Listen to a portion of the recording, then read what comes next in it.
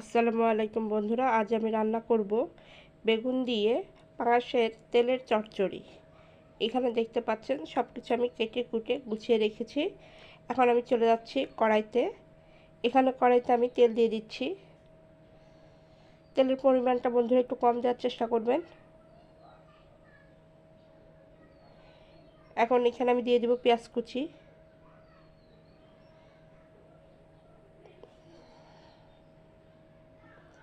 পেঁয়াজটাকে ভালো করে নেড়ে নিতে হবে।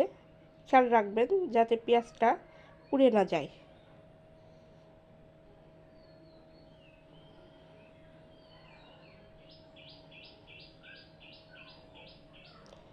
দেখতে পাচ্ছেন বন্ধুরা, পেঁয়াজটা বেশ নরম হয়ে আসছে। এর মধ্যে আমি দিয়ে দিব পাঙাশের তেল। এগুলো ছোট ছোট করে কেটে ধুয়ে রেখেছিলাম।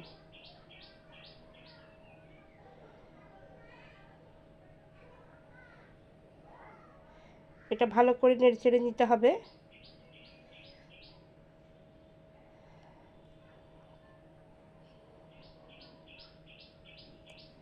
পাঙাশের তেল দিয়ে বেগুন চচ্চড়ি কিন্তু খুবই মজা লাগে। আপনারা বাসায় ট্রাই করবেন, অবশ্যই আপনাদের ভালো লাগবে। দেখতে পাচ্ছেন আস্তে আস্তে তেলটা ছেড়ে দিচ্ছে।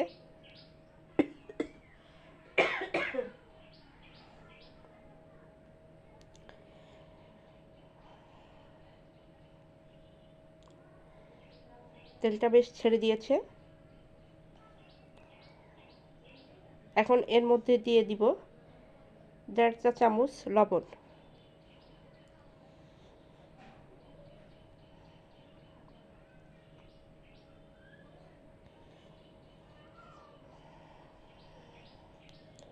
এক চা চামচ হলুদের গুঁড়া।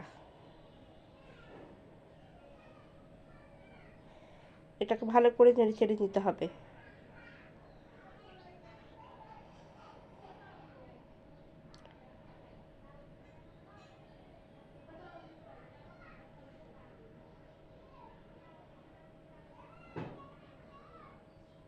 এখন এর মধ্যে দিয়ে দিব ব্লেন্ডার করা মশলা। আমি কাঁচামরিচ, তারপরে পেঁয়াজ, রসুন, আদা এবং 2টো এলাচ দিয়ে ব্লেন্ডার করে নিয়েছি। এটা ভালো করে কষাতে হবে।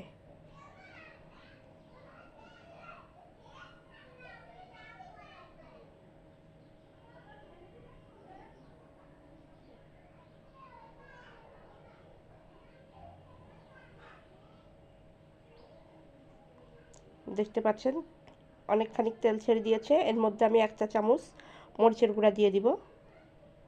ঝালটা আপনাদের পছন্দ অনুযায়ী দিবেন।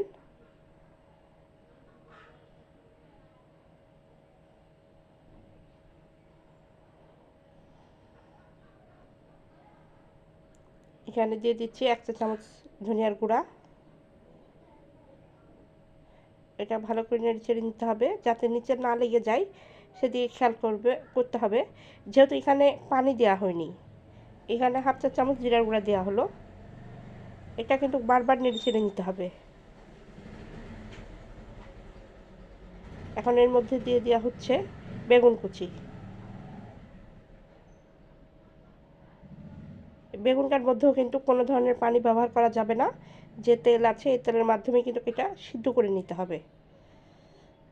এটাকে এখন ভালো করে নেড়েচেড়ে দিচ্ছি।